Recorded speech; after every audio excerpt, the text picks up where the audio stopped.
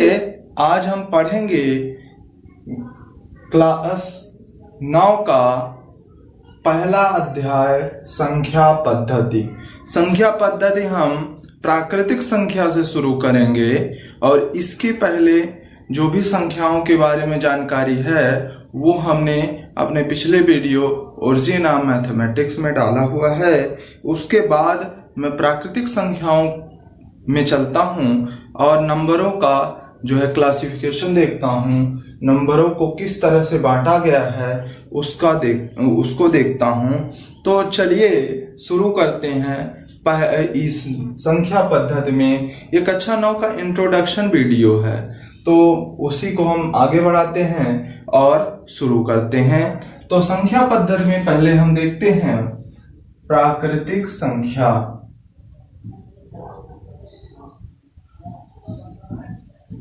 चलिए देखते हैं प्राकृतिक संख्या क्या होती है। सभी बच्चों को मालूम है प्राकृतिक संख्या क्या होती है।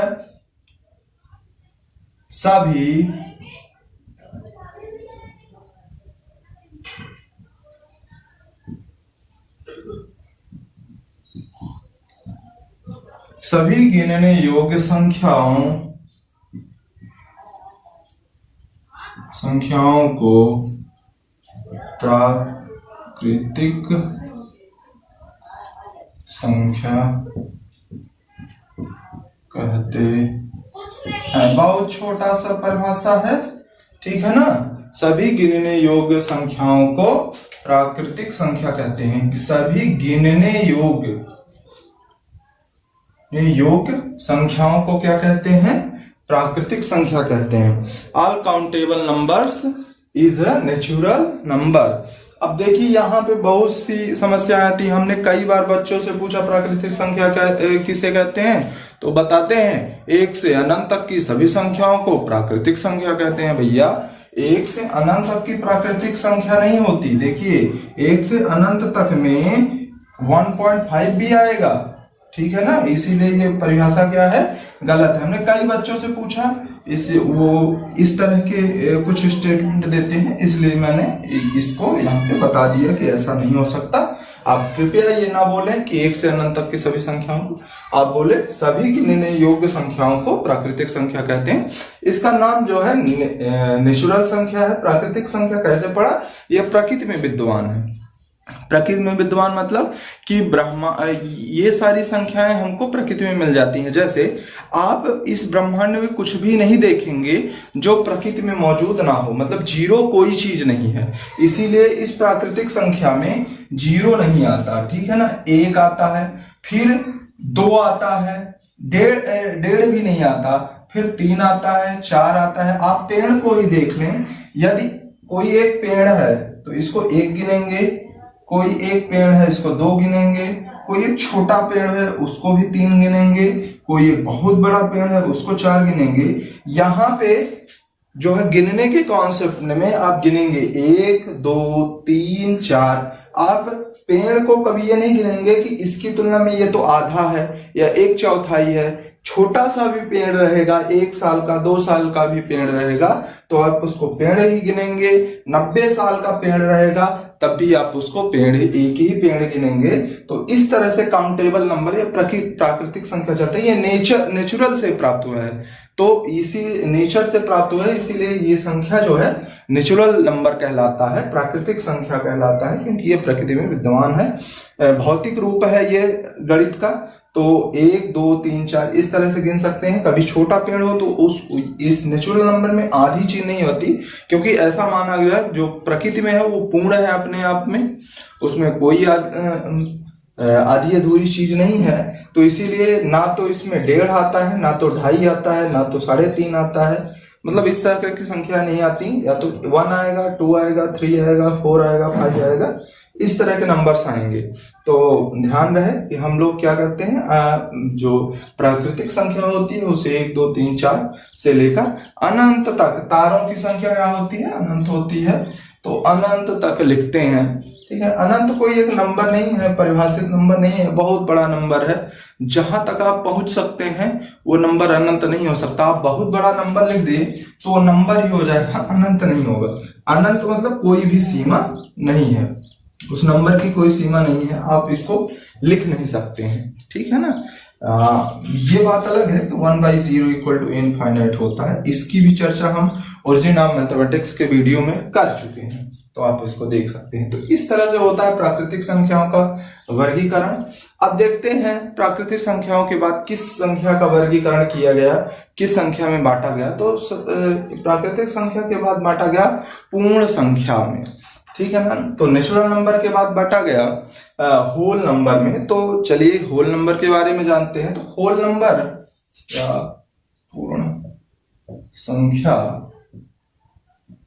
पूर्ण संख्या होल नंबर क्या होता है कि यदि आप नेचुरल नंबर में जीरो को इंक्लूड कर दें, देखिए ये 1 2 3 4 से लेकर इनफाइनाइट तक के नंबर थे, पर जब एडिशन या सब्ट्रैक्शन किया जाता था तब कहीं ना कहीं बड़ी समस्या हो जाती थी गणित को आगे लिखने में। जैसे 10 लिखना हो तो बड़ी समस्या हो गई थी, ये चर्चा मैं कर चुका हूं। तो एक नंबर ऐसा था जो इन सारी संख्याओं को पूर्ण कर सकता था, उस नंबर की खोज भारत के आर्यभट्ट ने की थी। इसलिए इस जीरो के बिना गणित तो पूरी नहीं हो सकती थी। इसीलिए जब पूर्ण संख्या लिखने के लिए हुआ तो जीरो में, प्राकृतिक संख्या में जीरो को ऐड कर दिया गया, तो बस शेष संख्याएं जो है पूर्ण संख्या। तो प्राकृतिक संख्या कहां से, 1 से लेकर 1 2 3 से लेकर इनफाइनाइट तक, ठीक है ना, सभी गिनने योग्य संख्याएं। इसको कैपिटल एन से हम प्रदर्शित करते हैं। किससे प्रदर्शित करते हैं, कैपिटल एन से प्रदर्शित करते हैं। थोड़ा सा बड़ा मैं लिख देता हूं, ये देखिए कैपिटल एन से प्रदर्शित करते हैं। प्राकृतिक संख्या कहां से शुरू होती है, 1 से लेकर 1 2 3 से लेकर इनफाइनाइट तक। पूर्ण संख्या 0 से लेकर इनफाइनाइट तक शुरू होती है, 1 2 3 4 5 6 7 8 इनफाइनाइट तक। इसका कोई एक बेसिकली सिंबल नहीं है, फिर भी हम लोग इसको होल यानी कि W से हम लोग रिप्रेजेंट कर सकते हैं ना, होल नंबर कहते हैं। तो जीरो के साथ सभी गिनने योग्य संख्याएं या सभी प्राकृतिक संख्याएं पूर्ण संख्याएं कहलाती हैं। जैसे इसके लिए फिक्स है कि आप नेचुरल नंबर के लिए n का प्रयोग करते हैं, पर इसके लिए फिक्स नहीं है कि आप होल नंबर के लिए W का प्रयोग करते हैं। ऐसा स्टैंडर्ड बुकों में लिखा हुआ नहीं है, क्योंकि होल नंबर का पहला लेटर W से आता है, इसलिए हम इसको W से दिखा देते हैं। लेकिन इसके लिए फिक्स है कि जब भी कैपिटल N का प्रयोग होगा तो नेचुरल नंबर के लिए ही इसका साइन का प्रयोग होता है। फिर देखते हैं पूर्णांक संख्या। इसके बाद क्लासिफिकेशन में या वर्गीकरण में हमारे आया नंबरों के वर्गीकरण में पूर्णांक संख्या।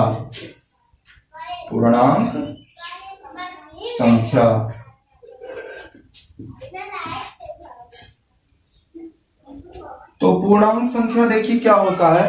पूर्णांक संख्या को दो भागों में बांट दिया गया था। कौन सा, धन पूर्णांक संख्या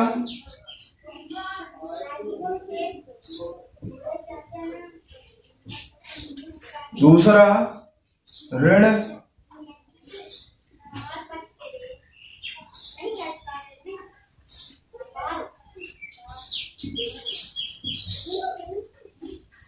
संख्या। ठीक, तो धन पूर्णांक संख्या और ऋण पूर्णांक संख्या। तो धन पूर्णांक संख्या क्या होता था, इसको कैसे रिप्रेजेंट कर सकते हैं। देखिए पूर्णांक संख्या को हम I या Z से रिप्रेजेंट कर सकते हैं।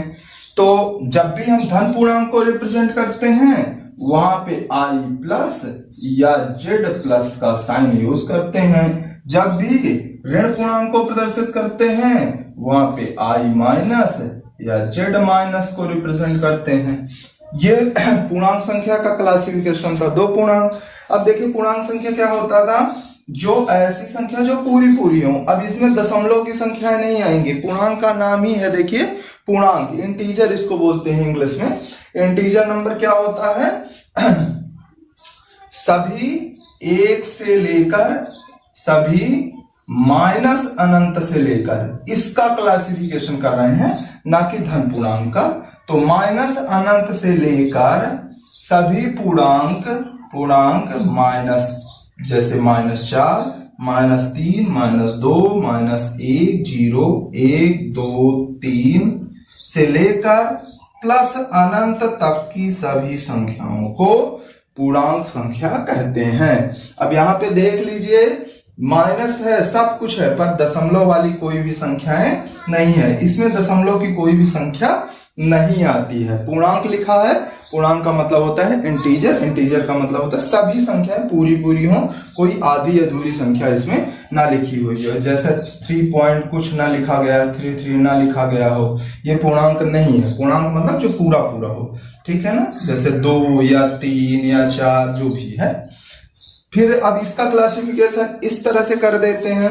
धन पूर्णांक क्या होता है, देखिए ऑल पॉजिटिव नंबर, ठीक है ना, ऑल पॉजिटिव नंबर, इसमें 0 नहीं इंक्लूड होता, ध्यान दीजिएगा, इसमें 0 नहीं इंक्लूड होता। ऑल पॉजिटिव नंबर धन पूर्णांक में क्या 0 नहीं इंक्लूड होता, 1 से लेकर अनंत तक की सभी धनात्मक संख्याएं होती हैं, ठीक है। फिर ऋण पूर्णांक संख्या क्या होता है, ऋण पूर्णांक संख्या -1 से लेकर अनंत तक होता है, ठीक है ना। ये 0 दोनों में इंक्लूड नहीं होता है पूर्णांक में, लेकिन जब पूर्ण पूर्णांक संख्या की बात करते हैं तो ये 0 आ जाता है। लेकिन धन पूर्णांक संख्या की बात करते हैं तो 1 से लेकर अनंत तक, ऋण पूर्णांक संख्या की बात करते हैं तो -1 से लेकर अनंत तक की संख्याएं आती हैं।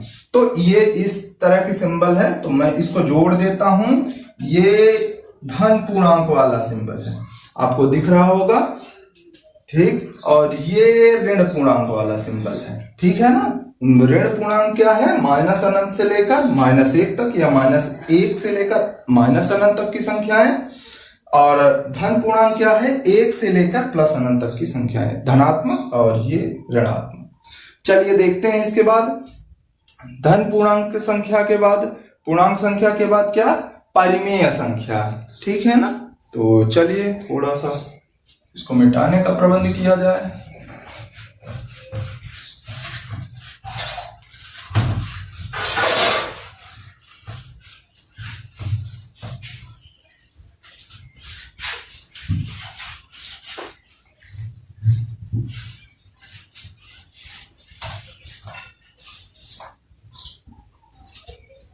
तो देखिए, अब हम चलते हैं परिमेय संख्या में।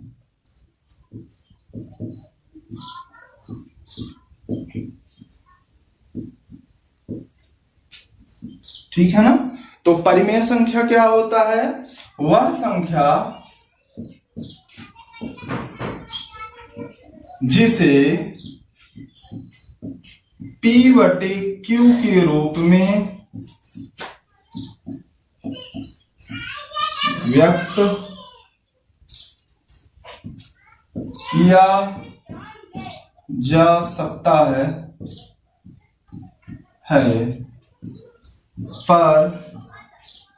पर Q इज नॉट इक्वल 0 के, तथा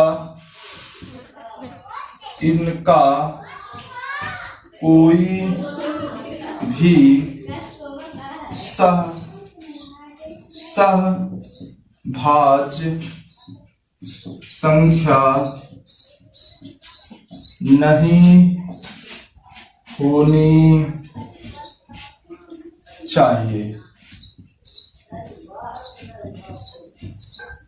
तथा इनकी कोई भी सहभाज्य संख्या नहीं होनी चाहिए। इसका मतलब क्या है, चलिए इसको गणित रूप में दिखा देते हैं। मतलब P/Q के रूप में लिखा जा सके, पर Q इज नॉट इक्वल 0, यहां तो सभी जानते हैं, ठीक है ना। लेकिन मैंने ये जो दूसरी लाइन लिखी, इनका कोई भी सहभाज्य संख्या नहीं होनी चाहिए, इसका क्या मतलब, तो इसका ये मतलब कि जैसे 4/2 है, क्या ये परिमेय रूप में है, आप 1/1 परिमेय कह सकते हो, 2/2 परिमेय कह सकते हो कि नहीं, इस पर प्रश्न चिन्ह है, क्योंकि ये और ये देखिए सहभाज्य पहले समझ लीजिए क्या है। सहभाज्य का मतलब होता है ऐसी एक संख्या जो दोनों संख्याओं को काटता है, सहभाज्य। एक संख्या जो दोनों संख्याओं को काट दे, ऐसी संख्याएं सहभाज्य संख्या होती है। तो 2, 4 और 2 को एक ही संख्या कोई 2 काट रहा है, 2 दूनी 4, 2 एकम 2, ये परिमेय संख्या है। 2/1 क्या है? परिमेय संख्या है, पर 4/2 परिमेय संख्या नहीं है। ये ध्यान दीजिएगा कि 4/2 परिमेय संख्या नहीं है, पर 2/1 परिमेय संख्या है। ठीक, यही ये देखिए, एक संख्या से कट रहा है 2, 1/1, ठीक है ना। ये एक परिमेय संख्या, 2/2 परिमेय संख्या नहीं था, लेकिन 1/1 परिमेय संख्या है, ठीक है ना। फिर देखिए 3/5, ये परिमेय संख्या अपने आप में कोई भी सहभाज्य नंबर नहीं है, सहभाज्य संख्या नहीं है। 5 एक परिमेय संख्या है, क्योंकि 5/1 हम लिख सकते हैं, ठीक है ना। एक तो कोफिशिएंट होता ही है, एक तो किसी भी संख्या का कोफिशिएंट होता है, तो एक की गणना नहीं करेंगे भैया, एक से भी कट रहा है, एक से तो कोई भी संख्या कटवाई करेगी, एक का कोफैक्टर सभी होते हैं, ठीक है ना। तो एक के अलावा, ये भी ध्यान रखिएगा, एक के अलावा किसी अन्य संख्या से यदि दोनों संख्याएं कटती हैं तो परिमेय संख्या नहीं होगी। ये चीजें परिमेय संख्या में ये बहुत ही ज्यादा जरूरी है। जैसे बहुत लोगों को 9/6 दे दिया जाए तो परिमेय संख्या बोलते हैं, परिमेय संख्या नहीं है, क्योंकि ये इसका एक कोफैक्टर है, 3 त्रिकाई 9, 3 दूनी 6, ये एक परिमेय संख्या है, पर ये परिमेय संख्या नहीं है, ध्यान दीजिएगा, ठीक है ना। तो परिमेय संख्या क्या होने के लिए P/Q के रूप में होना चाहिए, और Q is not equal to 0, यानी 5/0 क्या है? परिमेय संख्या है कि नहीं है? बिल्कुल नहीं है। आप जानते हैं Q जो नीचे वाला है Q, वो 0 नहीं होना चाहिए, इसमें 0 लिखा है, ठीक है ना। बात समझ में आ रही है? बस इसी तरह से, और ध्यान देने वाली बात बस यही है कि 0 नहीं होना चाहिए और ऐसा नंबर नहीं होना चाहिए जो दोनों नंबर को काट सके। जैसे 25/35, ये परिमेय संख्या अभी नहीं है, ठीक है ना। बस इतना पूछे कि क्या ये परिमेय संख्या है, तो आप बोलोगे नहीं है। क्यों नहीं है? क्योंकि इसका कोफैक्टर 1 मिल रहा है। क्या मिल रहा है? 5 मिल रहा है। 5 × 5 = 25, 5 × 7 = 35। तो काटने के बाद आप काट दो, फिर उसके बाद बता दो कि हाँ 5/7 एक परिमेय संख्या है, पर ये लिखा हुआ है तो आप बताओगे ये परिमेय संख्या नहीं है, ध्यान दीजिएगा, ठीक। तो ये सारी चीजें हैं। क्यों ये बता रहा हूं नहीं है? क्योंकि ये आपको 10वीं में बहुत ही ज्यादा जरूरत पड़ेगी, ठीक। तो चलते हैं इसके बाद जस्ट, तो परिमेय संख्या को कैसे दिखाते हैं, तो थोड़ा सा देखिए। परिमेय संख्या को हम लोग Q से प्रदर्शित करते हैं। किस Q से? कैपिटल Q से, ठीक है ना। तो कैपिटल Q से प्रदर्शित करते हैं परिमेय संख्या को, और इसकी रेंज क्या होती है? -∞ से +∞ तक।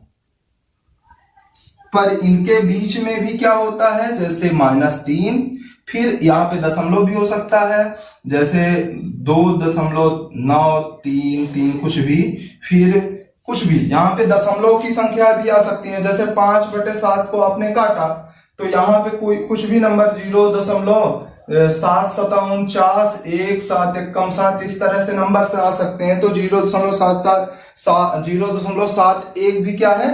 परिमेय संख्या है।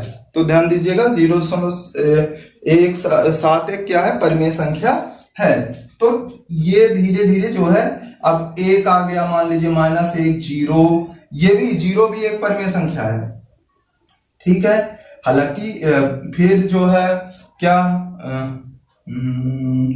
जैसे 0 माइनस कर देते हैं, प्लस कर देते हैं, यहाँ पे 0 के बाद क्या आता है? इधर प्लस। ये नंबर लाइन है, अभी इसके बारे में हमने बताया नहीं है, पर हम बताएंगे कि लिखने का तरीका यही क्यों होता है। आप माइनस से प्लस ही क्यों जाते हैं, इसका भी एक रीजन है कि जितनी भी तरीके से अभी अभी लिखे हैं तो वो माइनस से प्लस ही क्यों गए हैं, और या तो छोटे से बड़ा ही क्यों गए, क्योंकि -∞ सबसे छोटा है और +∞ सबसे बड़ा है। देखिए 3 माइनस छोटा है, 1 माइनस बड़ा है, तो -1 बड़ा है। तो इस तरह का क्यों ये अरेंज क्यों किया जाता है, सिर्फ इसी तरह से क्यों लिखा जाता है, उसका भी एक कारण है, उसका भी रीजन है, अभी बताते हैं। ये एक रियल नंबर लाइन पे लिखा गया है नंबर, तो इसलिए यही होता है। अब रियल नंबर लाइन पे इसी तरह से लिखा जाता है, ठीक, तो देखते हैं, जैसे ये +1 +2 +3 इस तरह से, या हम लिख सकते हैं 3.63, ये भी एक परिमेय संख्या है। तो ये सारी परिमेय संख्या है, इसमें दशमलव की चीजें और भी आ सकती हैं, कोई दिक्कत नहीं।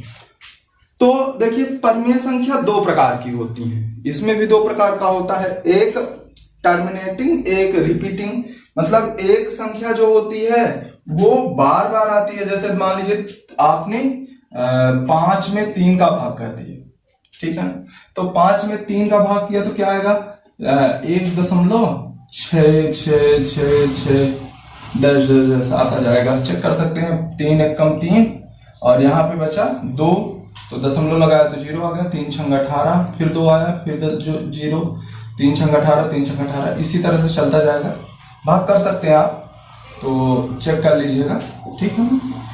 तो ये नंबर आता है लगातार।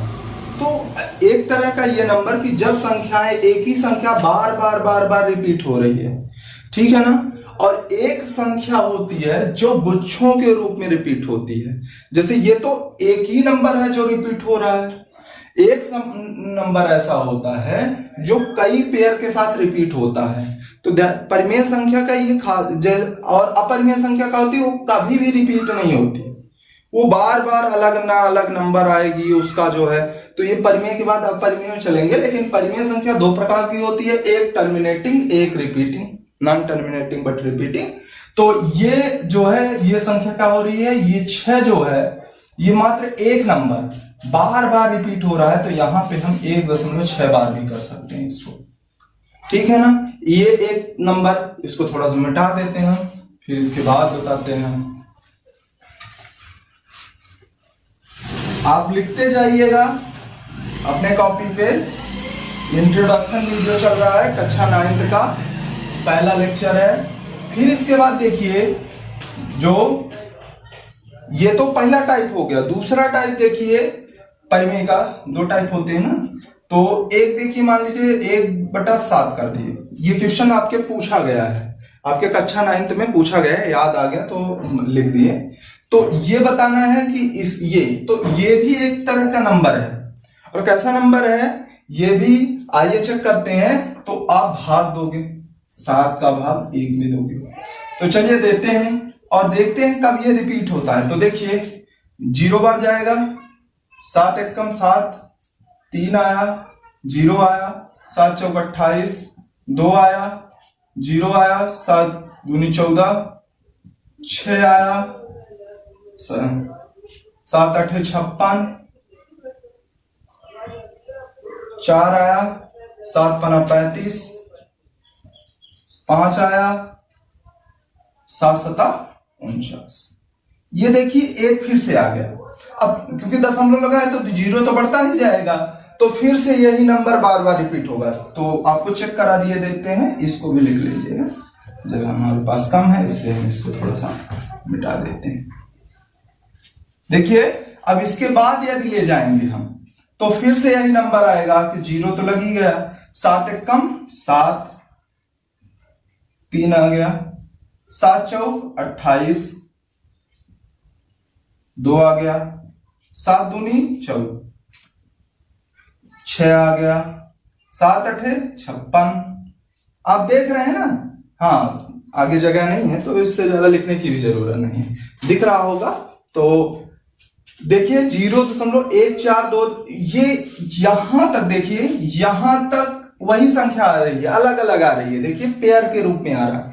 फिर उसके बाद सेम संख्याएं एक ही थ्रू में रिपीट हो रही हैं, एक ही पैटर्न में रिपीट हो रही हैं, 1 1 4 4 2 2 8 और इसके बाद नीचे ले जाएंगे तो 5 आएगा, 7 आएगा, यही लगातार चलता जाएगा और कई बार चलेगा, कभी कटेगा नहीं पूरी तरह से।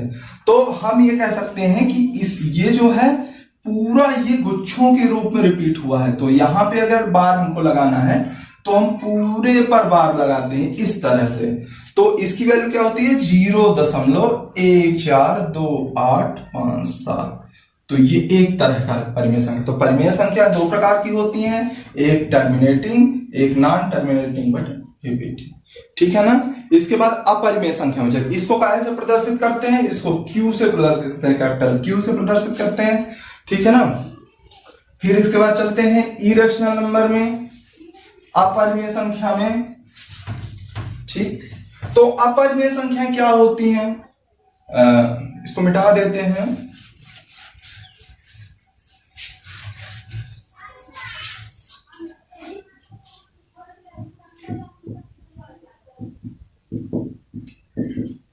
अपरिमेय संख्या का आज तक कोई सिंबल तो नहीं बना, ठीक है ना। अपरिमेय का आज तक सिंबल नहीं बना, तो इसीलिए इसका सिंबल तो नहीं है। तो क्या होता है अपरिमेय संख्या, तो अपरिमेय संख्या के बारे में जानते हैं, जो मतलब जिसकी वैल्यू अलग अलग है, जैसे 0.01, फिर 0.001, फिर 0.001, फिर 401, ये रिपीट नहीं हो रहा, ठीक है ना।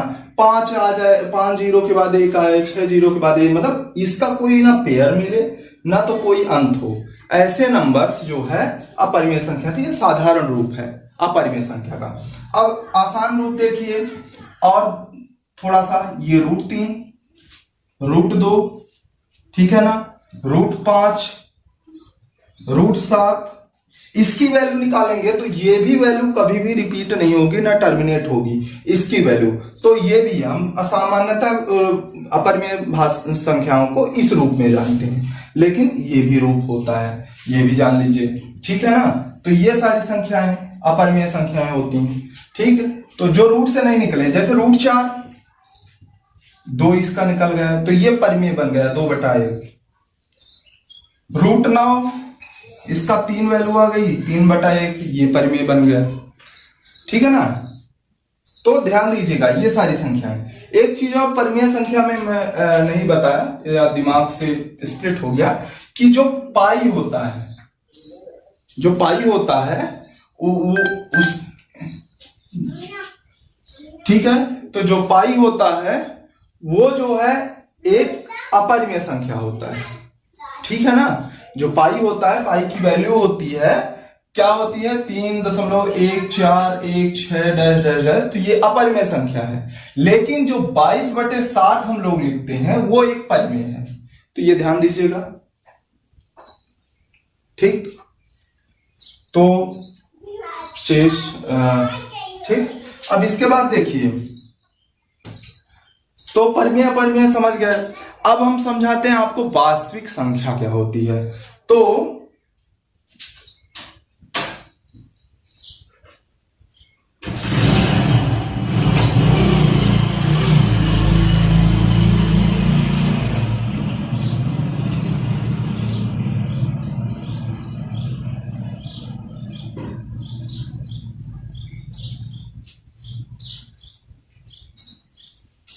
वास्तविक संख्या, रियल नंबर, इसको हम R से रिप्रेजेंट कर देते हैं, ठीक है ना।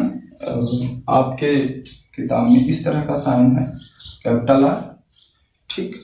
तो वास्तविक संख्या R से रिप्रेजेंट कर सकते हैं।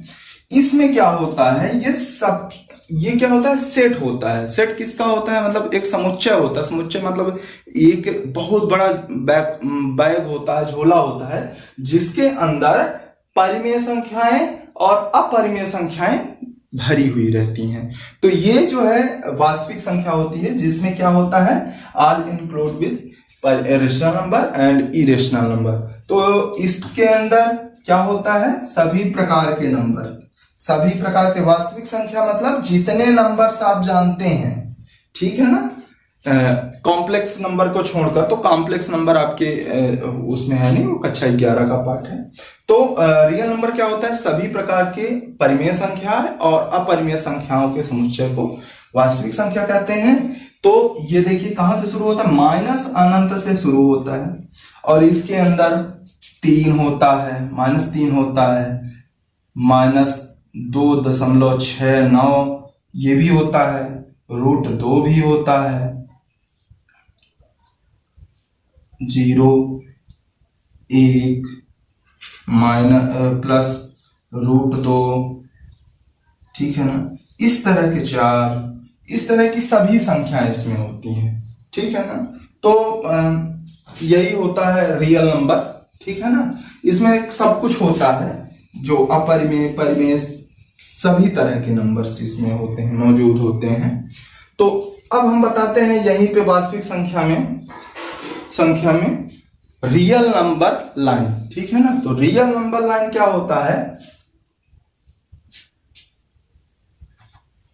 क्योंकि इससे परिचय आपको कराना है बाद में भी, तो अभी क्यों नहीं। तो ये मान लीजिए 0 है और ये वैल्यू है इनफाइनाइट की, इधर प्लस इधर माइनस। आप पूछ सकते हैं कि ऐसा क्यों बनाया। ऐसा एक गणित में रूल ही है, जैसे हम लोग सड़क पर चलते हैं तो बताया जाता है कि आप सड़क पर चलें तो हमेशा अपने बाएं साइड से चलें। उसी तरह से ये रूल है कि इधर जो है हम लोग माइनस लिखते हैं, माइनस इनफाइनाइट, और इधर प्लस इनफाइनाइट लिखते हैं। अब इसके बाद क्या है, आपको पता होगा कि हमने जो अपने पिछले वीडियो में ओरिजिन ऑफ मैथमेटिक्स में बताया था कि माधव ने 15वीं शताब्दी के आसपास माधव ने क्या बताया था कि 1 और 0 के बीच में कितने नंबर होते हैं, इनफाइनाइट नंबर होते हैं, ऐसा माधव ने बताया था। तो उसी का क्लासिफिकेशन देखिए किस तरह से करते हैं कि जैसे 1 0 1 हो गया, फिर 2 हो गया, फिर 3 हो गया, फिर 4 हो गया। फिर देखिए 0 और 1 के बीच में 10 लाइनें होती हैं, 1 2 3 4 5 6 7 8 9 10, ठीक। फिर इसके बीच में जो पांचवी लाइन है 1 2 3 4 5, तो यहाँ पे पांचवी लाइन में 5 लिख देते हैं। अब ये जो 0.1 इसको बोलते हैं 0.1। ये 0.9 तक गया, ये 0.10 हो गया, तो 10 मतलब 1 हो गया। दिख रहा होगा, थोड़ा मैं इसको बड़ा करके दिखाता हूं। तो इस तरह की नंबर लाइन को रियल नंबर लाइन कहते हैं। माइनस इनफाइनाइट से प्लस इनफाइनाइट की ओर जाती है। मैं थोड़ा सा आपको इसको बड़ा करके दिखा देता हूं, क्योंकि कक्षा 9 में इसको बड़ा बड़ा करके इसमें वास्तव में कई नंबरों को रिप्रेजेंट किया गया है। जैसे ये 0.1 आपको दिखा देता हूं मैं। तो मान लीजिए ये 0 है और ये 1 है, ठीक है ना। इधर तो माइनस इनफाइनाइट आप जानते हैं, इधर प्लस इनफाइनाइट आप जानते ही हैं, ठीक है। तो इसके बीच में आप 10 लाइन 1 2 3 4 5 6 7 8 9, ठीक है, 10 लाइन हो गई। और 1 2 3 4 5 हो गया, बड़ा लिखे देते हैं, 5 हो गया ये, ठीक है ना। अब इसको इस लाइन को क्या बोलेंगे, इस लाइन को 0.1 बोलेंगे। इस लाइन को क्या बोलेंगे, 0.2 बोलेंगे। इस लाइन को क्या बोलेंगे, 0.3 बोलेंगे। 0.5 0, ये क्या आएगा, 0.5 आएगा। ये क्या आएगा, 0.9 आएगा। और ये क्या आ जाएगा, 1 आ जाएगा। तो ध्यान दीजिएगा, अब इसके बीच में भी 10 लाइनें होती हैं, 1 2 3 4 5 6 7 8 9, ठीक है ना। ये 1 2 3 4 5 और ये 5 हुआ, दिख रहा है। मैं यहां लिख देता हूं, ये पांचवी लाइन है बीच वाली। अब यहां से अगर इस लाइन को क्या बोलेंगे, इसको बोलेंगे 0.01। इस वाली लाइन को क्या बोलेंगे, इस वाली लाइन को ध्यान से देखिए, 0.01। ये रियल नंबर लाइन का कॉन्सेप्ट है। इसीलिए तो माधव ने बताया था 0 और 1 के बीच में कितने नंबर होते हैं, इनफाइनाइट नंबर होते हैं। अगर इसी तरह से इसके बीच में, अब देखिए इन दोनों रेखाओं के बीच में अगर मैं तोड़ दूं तो भी इन दोनों रेखाओं के बीच में 10 लाइनें होंगी।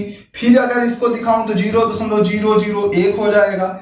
इस तरह से समझ रहे हैं, इन लाइनों के बीच में भी लाइन होती है और उन लाइनों के बीच में भी लाइन होती है, उन लाइनों के बीच में भी लाइन होती है। मतलब इन लाइनों के बीच में इनफाइनाइट नंबर हो सकते हैं, कोई दिक्कत की बात नहीं। तो ये कहलाता है पूरा रियल नंबर लाइन सिस्टम कहलाता है, ठीक है ना। वास्तविक संख्याओं का इसके बारे में हम प्रश्नावली में और डिटेल से समझेंगे। ये एक इंट्रोडक्शन वीडियो था जिसमें सारे नंबरों को आप के सामने रखा गया, उनको समझाने का प्रयास किया गया। तो ठीक है, समझ गए होंगे। देखिए एक बात मैं और बता देता हूं, यदि किसी एक को 0 भाग में डिवाइड किया जाए तो वो इनफाइनाइट होता है। कैसे, इसको समझ लीजिए थोड़ा सा।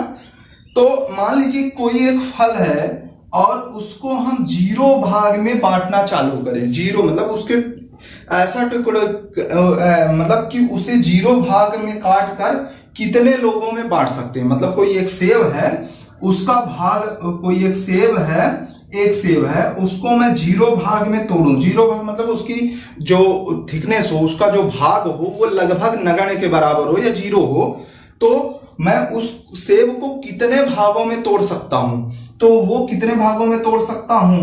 इनफाइनाइट, मतलब एक सेब को मैं किसी ऐसे भाग में तोड़ूं कि वो 0 के लगभग बराबर हो, 0 हो, यानी कि मैं तोड़ूं ही ना, काटूं ही ना, तो मैं कितने लोगों में वो सेब बांट सकता हूं?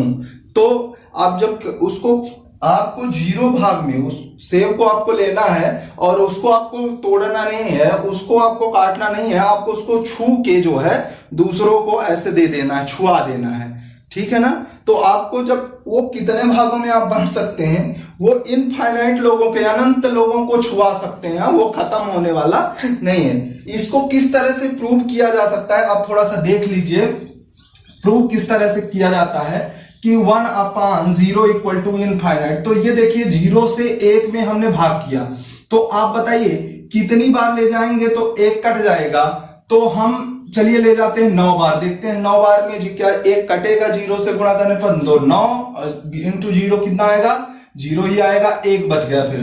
फिर से हम 9 बार ले जाते हैं, फिर 0 आता है, फिर 1 आ जाता है, फिर 9 बार ले जाते हैं, फिर 0 आता है, फिर 1 बच जाता है, फिर 9 बार ले जाते हैं। ये प्रक्रिया लगातार चलती रही और ये भी प्रक्रिया, ये 1 कटा नहीं, 1 खत्म नहीं हुआ और यहाँ पे इनफाइनाइट 9 आ गए, इनफाइनाइट 9 आ गए, जहां तक हम ले जाना चाहें वहां तक 9 आ गए। अब ये संख्या कितनी बड़ी हो गई? ये संख्या बहुत बड़ी हो गई। ऐसा भी नंबर 9 तो ऐसा नंबर है नहीं कि जिसको निग्लेजिबल माना जाए, सबसे बड़ा नंबर है 9। तो ये समस्या आ गई कि भाई ये तो अब इसको निग्लेजिबल नहीं माना जा सकता और ये बहुत बड़ा नंबर है, तो इसलिए इतना बड़ा नंबर था और अभी तो चलता जा रहा था, इसीलिए इसको बताया गया कि भाई ये क्या है? इनफाइनाइट है, अनंत है। ये अनंत लोगों में इस तरह से विभाजित करने पर लोगों को बांटा जा सकता है। मतलब कि हम सेब को काट नहीं रहे हैं, यहाँ पे 0 भाग में काट रहे हैं जी, उसको सिर्फ क्या कर रहे हैं? छू रहे हैं, काट ही नहीं रहे हैं, ठीक है ना?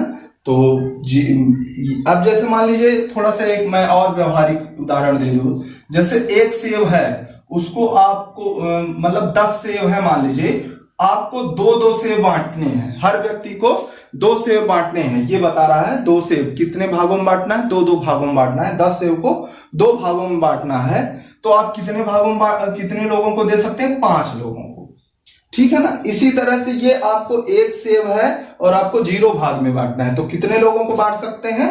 10, इनफाइनाइट लोगों में। तो ध्यान दीजिएगा 10 सेब है, 2 लोगों को 2 सेब पर हेड के हिसाब से बांटना है, तो आप 5 लोगों को बांट सकते हैं। 1 सेब है और 0 सेब बांटना है पर लोगों को, तो आप कितने लोगों को बांट सकते हैं? इनफाइनाइट लोगों को बांट सकते हैं। जी धन्यवाद, शेष अगले वीडियो में।